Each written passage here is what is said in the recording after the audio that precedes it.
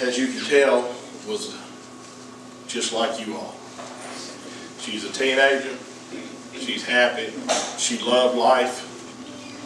She was an outstanding student. She was an outstanding athlete, being recruited by Division I schools all over the country to play softball in the 10th grade. Number one, she was a Christian. Whatever your belief is, that's our belief. She was a Christian. She had just been baptized November of 2016. On December 22nd, she wanted to spend the night with a friend. A really sweet girl, and we loved dearly. Her mom and I allowed her to. She left home at about 8:30 that night.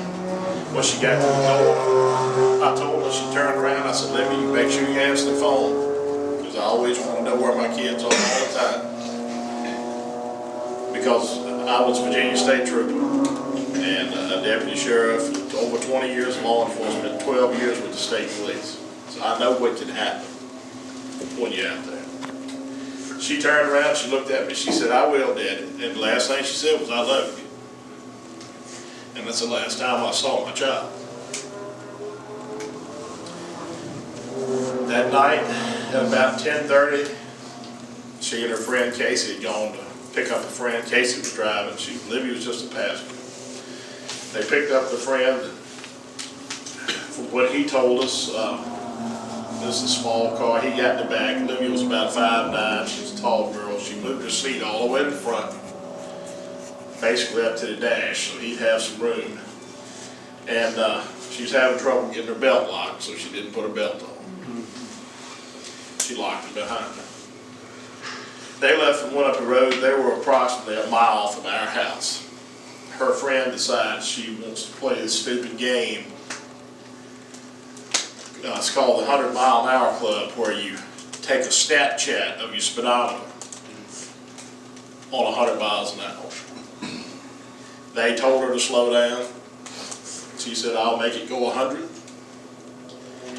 She stopped it. Probably 30 seconds later, Casey and Olivia were gone.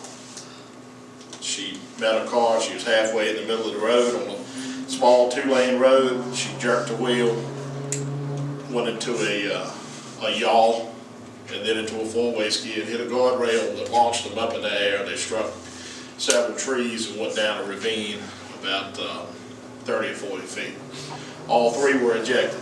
The young man that was in the back seat, he lived, but he was broken up really bad. Everybody came out of the driver's door. Casey actually even had a seatbelt on, but the crash was so powerful that her seatbelt was cut and she was thrown out of there.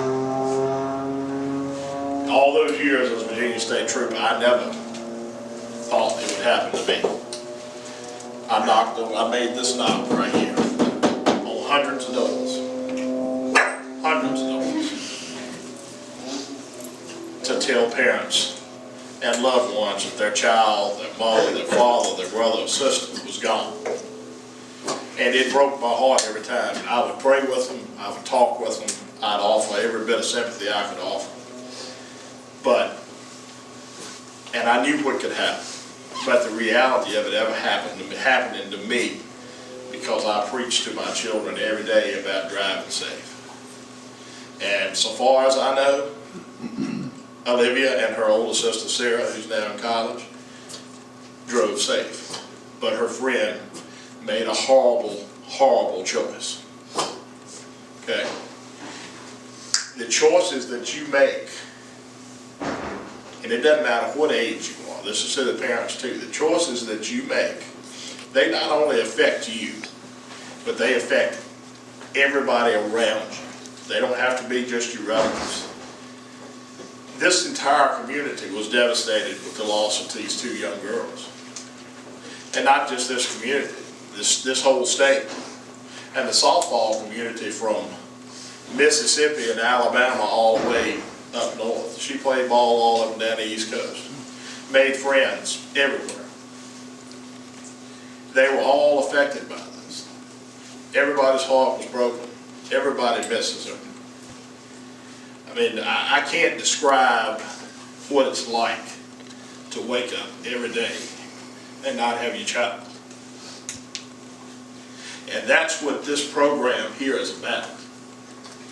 Whatever they teach you out here about driving, it's the best thing in the world they can do, because your driver's ed programs in your schools. I have not found one in the country yet that teaches you how to drive. They teach you how to operate a motor vehicle. They don't teach you how to drive. This school is here to teach you the right things to do. But the most important thing they can teach you is that the choices that you make not only affect you, but it affects everybody. That one time that Casey decided that she wanted to drive 100 miles an hour, whether that was at first, which we know that wasn't at first, we found out later, it has basically completely changed. Our lives will never be the same. It's changed everything for us. And it's changed everything for a lot of other people, like her teammates and her friends. That one choice, one lapse in judgment. So when you get behind the wheel of a motor vehicle, the easiest thing in the world to do is don't speed. How hard is that? Wear your seatbelt. I don't know that Olivia would be here with the horrible impact, but it's possible that she would be here if she'd had her belt on. Don't text and drive, and for God's sakes, do not drink and drive. None of you in here should be drinking anyway. I don't think there are any kids in here over 21 years old. But if you do, do not drink and drive. It's the easiest choice in the world to make, to do the right thing. Okay?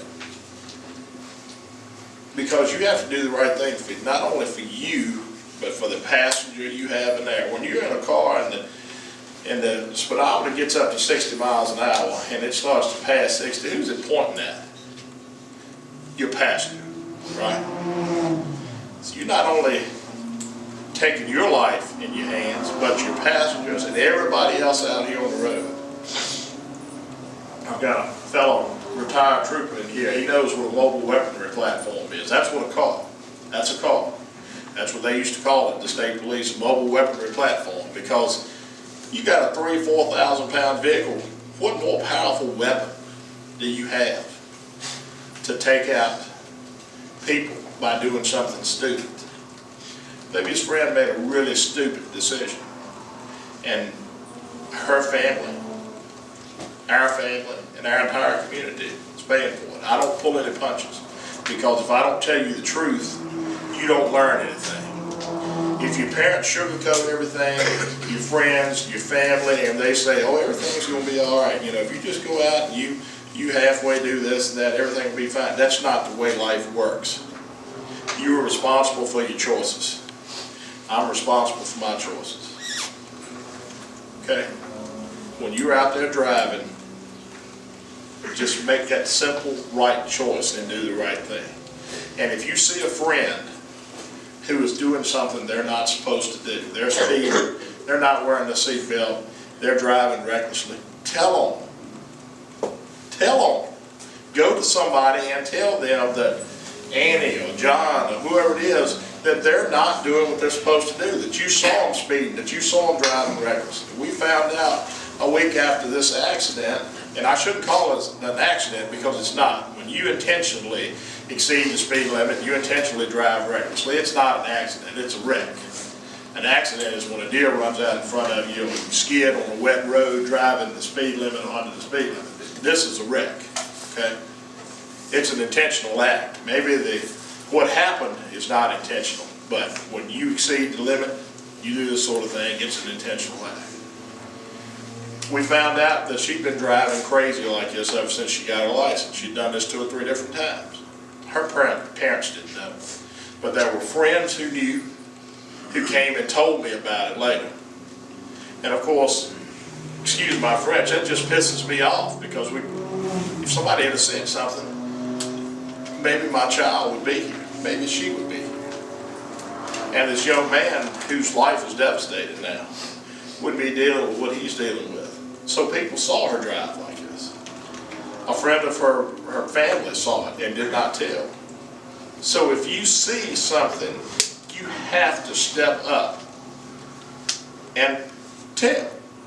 Wouldn't you rather have your friend alive and thanking you when you're 20 or 25 years old or 30 years old, or when you got kids and grandkids and you're all sitting together and carrying on? I promise you, they will tell you, you remember when you told my mom that I was driving recklessly, or my dad, or my teacher, or whatever? They'll say thank you, I promise. They will get over it. Do the right thing. That's the easiest way to survive. Every kid in here and every adult, you deserve to live. My child deserved to live. She had the brightest future of anybody I know of. And I deserve to have her. Driving is not a right. It's a privilege. Okay, has anybody ever told you that? Driving is a privilege. It is not a right. So take what these instructors are telling you, and take what your parents are telling you, and take it to heart. There is nothing funny about what we're going through. Okay? You think about your friends, all these people out here. But then you think about the people that are sitting in here with you. Out of all the people that you know, honestly, who would take a bullet for you? Who in this room, or who amongst your friends or whatever, would die for you? These parents that are sitting here. I would die for my children. If I could take her place, and I've asked God 100 times why I couldn't take her place, but it just wasn't meant to be. They will die for you. I don't know of anybody else besides these parents that will do that. So you take when they tell you to drive carefully, to slow down, the different lessons of life that they try to bring to you. They do it because they love you. And like I said, they will die for you. When you have a child, you get married, you're going to love your spouse, you love your friends, you have all this. But once you have a child, you'll know what love is. Right, parents? Absolutely. And you will give your life to them. So what they tell you is what you need to listen to. Don't let any friends or anybody else out here try to tell you it's okay to do something, to go drink and drive, to drive fast. We're going to race, we're going to do this. It's not. Listen to the people who would die for you. I mean, I can't describe what it's like to wake up every day and not have your child